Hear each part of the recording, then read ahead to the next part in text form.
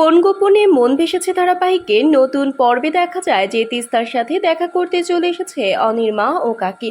তারপর ছদ্মবেশে সেখানে চলে এসেছে তিস্তার পিসি ও পিসে। তারপর তিস্তার উপি শ্যামলী জলখাবার নিয়ে চলে এসেছে। এরপর অনির্মা তিস্তার পিসেমশাইকে বলে, আমি তিস্তার সাথে আমার ছেলে অনিকেতের বিয়ে দিতে চাই। অনিকেতের মায়ের মুখে কথা শুনে চমকে ওঠে শ্যামলী সহ সবাই।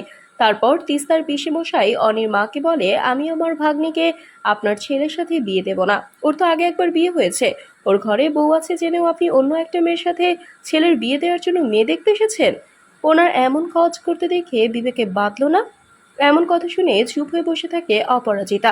তারপর তিস্তা অনির্মাকে বলে, আগে আপনি আপনার ছেলের সাথে কথা বলুন। উনি যদি আমাকে বিয়ে করতে রাজি হয় তাহলে আমি ভাববো।